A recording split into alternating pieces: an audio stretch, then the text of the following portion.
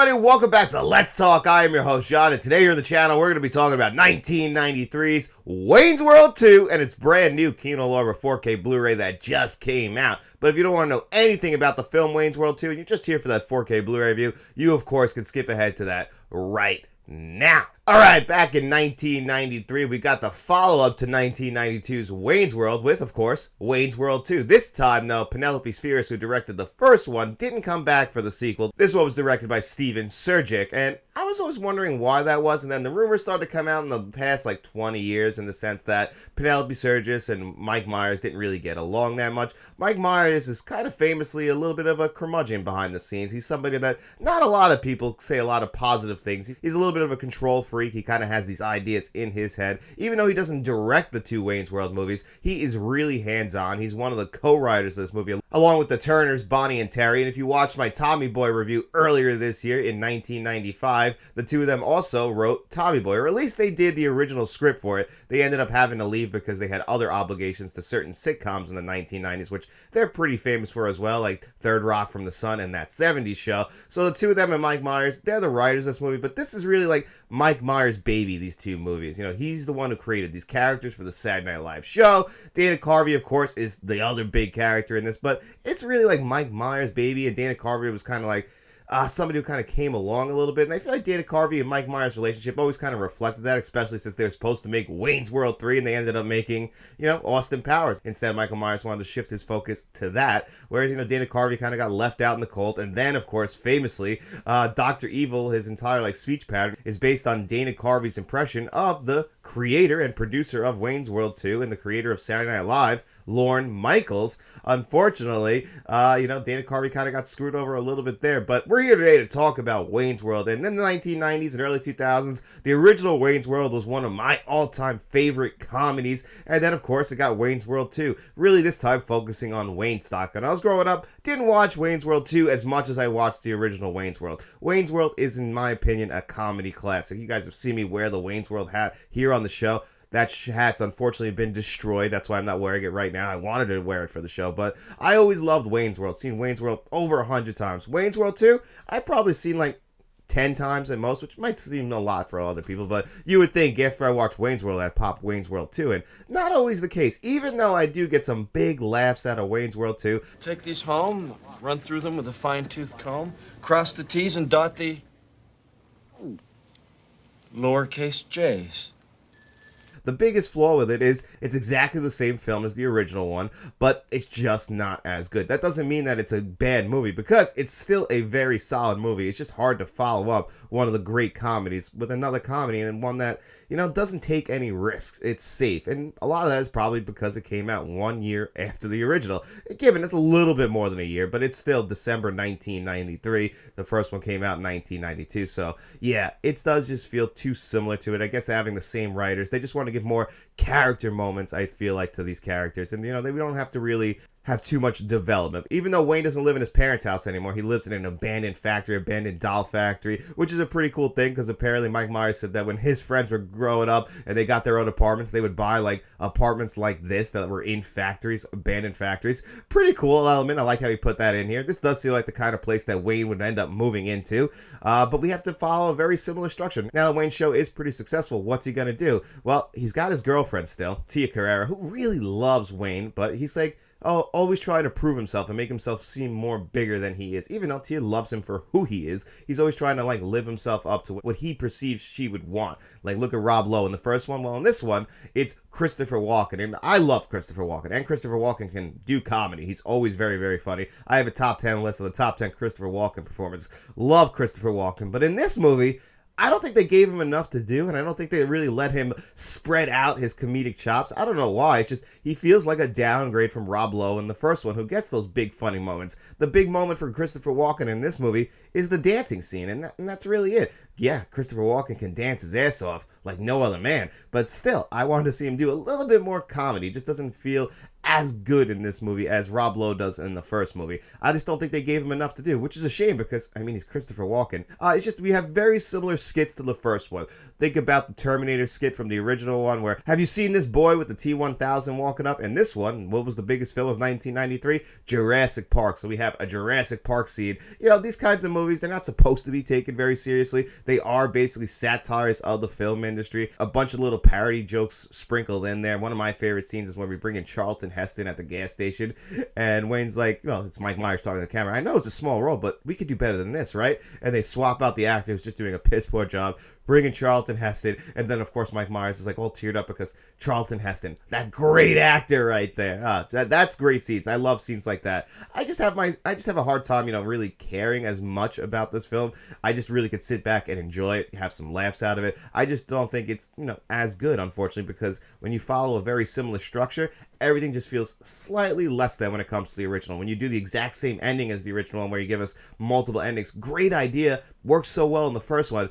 I just don't think it works as well in the second one. I appreciate them sending us home happy. I just think I would have liked a little bit more of a regular, linear structure to this movie, just because it would make it feel a little bit different compared to the first film. Even though I still really enjoy Wayne's World 2. I hope I don't sound like I'm like shitting on it, because there are some great moments in this. We also bring in Kim Basinger 3 years after Batman, and she apparently wanted the role. She called up and asked for the role of Garth's girlfriend. Just shows you like the range of Wayne's World in the early 1990s and how people not only loved the movie, the first movie, but they also loved the Saturday Night Live skit and calling up Lorne Michaels and like, hey, I want to be in this movie. That's how you also end up with people like Drew Barrymore. The martial arts sequence in this movie is hysterical between Wayne and James Hong. James Hong, who is still alive to this very day. I'll always think of Blade Runner every time I see him. Your eyes, I gave you your eyes, like but still, he's appeared in, I think I saw like over 400 films. I don't know if that's right. That seems like an over-exaggeration, but if that's true, my God. But you always recognize his face, and you always recognize his voice every time you see him.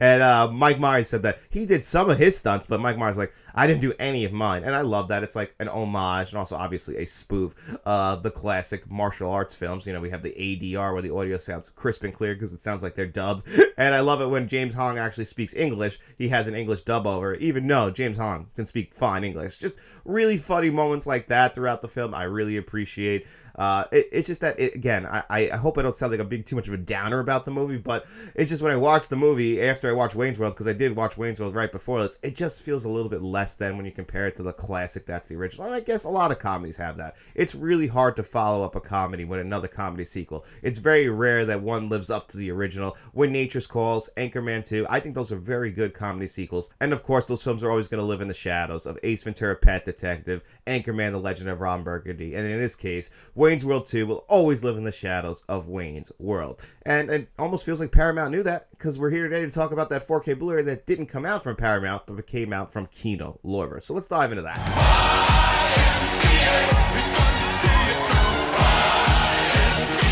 Well, here it is, Wayne's World 2 on 4K Blu-ray. This came out from Kino Lorber, which is strange because I actually have the Wayne's World 4K Blu-ray here from Paramount that came out a few years ago with this great steelbook. One of my favorite steelbooks, just having all the classic lines, because you can always bang out these one-liners from Wayne's World. I mean, there's just so many great lines. They're all spread out across this 4K steelbook. So you'd hope that Wayne's World 2 would eventually get that 4K Blu-ray release. And we had heard that Kino Lorber signed a deal with Paramount last year. And I guess Paramount themselves figured, hey, why don't we let Kino Lorber do that 4K Blu-ray release for us? And Kino Lorber has been concentrating very much on comedy lately. This comes out the very same day as Kingpin, the Farrelly Brothers 1990s comedy hit. Well, it wasn't a hit at the time, but now it's a cult classic hit. You can see my review here on the channel for that. Uncle Buck earlier this year. Just love that they're really concentrating on comedy, because I always felt like 4K Blu-rays, when it came to comedy, people always overlooked them, including myself. I used to say, I don't need to upgrade comedies to 4K Blu-ray.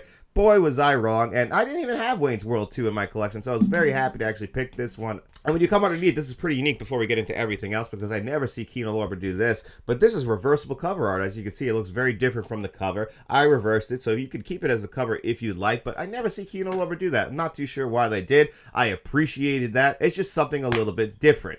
And then when you come inside, one Blu-ray disc and one 4K Blu-ray disc. Can I say something? I never brought it up here on the channel. Do you guys think it's weird that Kino Lorber puts the 4K Blu-ray disc on the left and not on the right like every other studio does? I always grab the Blu-ray disc and look at it and go, oh yeah, the 4K is on the left, because Kino Lorber is the only studio that I know that does this.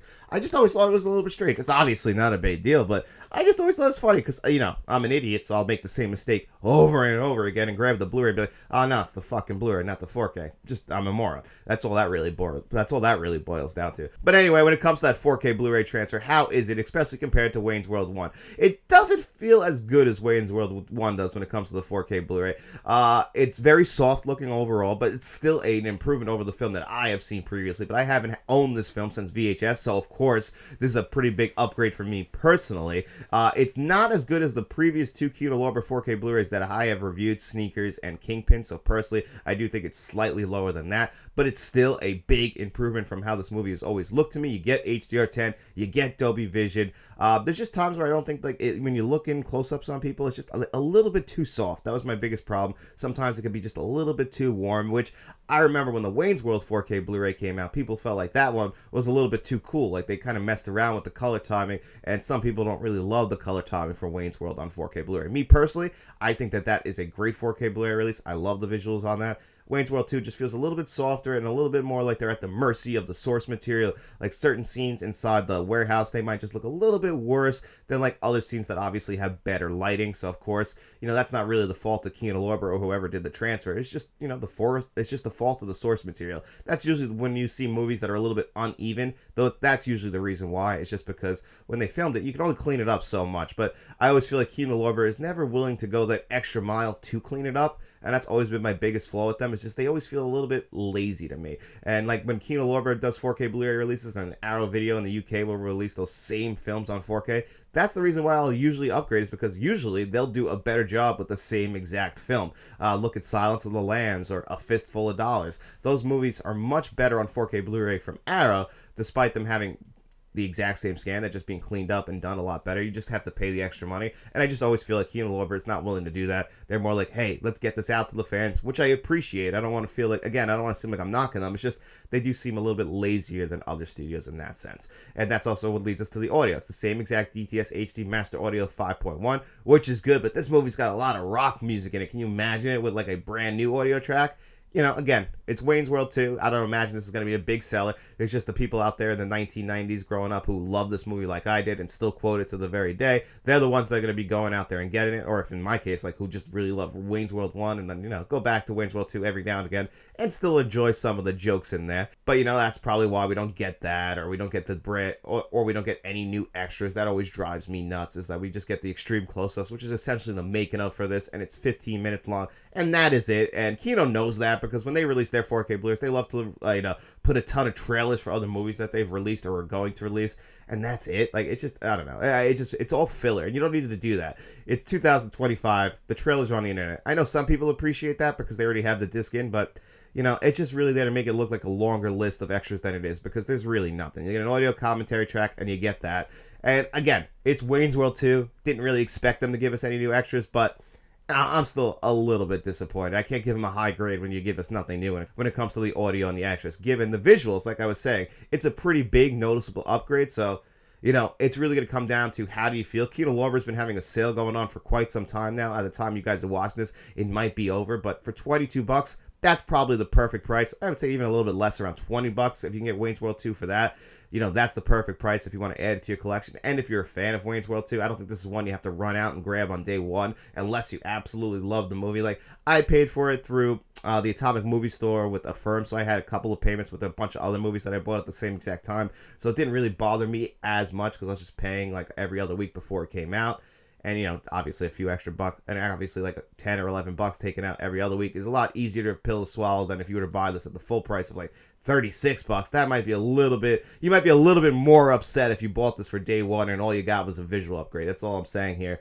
And overall, I still do think it's a good movie to have in your collection. It's just got to be at the right price point, and how much do you love the actual film? Because if you don't care for Wayne's World 2, there's never a reason to pick this up. But if you just like Wayne's World 1 a lot and you're like, I want to have Wayne's World 2 in my collection, make sure you guys buy that on a sale. And how would I rate this one on a score of 1 to 10? I would give Wayne's World 2 on 4K Blu-ray a 7.5 out of 10. Still pretty good. It's just, it's nothing that's going to knock your socks off. But anyway, guys, it's going to do it here for me on another episode of Let's Talk. I hope you enjoyed my review, and if you did, don't forget to like this video, subscribe to the channel, share this video if you could, and of course, we also have channel memberships. So if you want to become a friend of the channel, a producer for the channel like John Doe Juggalo, a director like Nicholas Head, Frank from Frank's Media Reviews, Uncle V, and then of course, Kevin Kruger. You could do that, or you could even become a channel bankroll member like Mr. Smelly Potato. But if you got no money to throw away, guys, don't you worry. We just hope you enjoyed the video. And if you did, get out in those streets, tell your friends about us, and then we'll be seeing you around.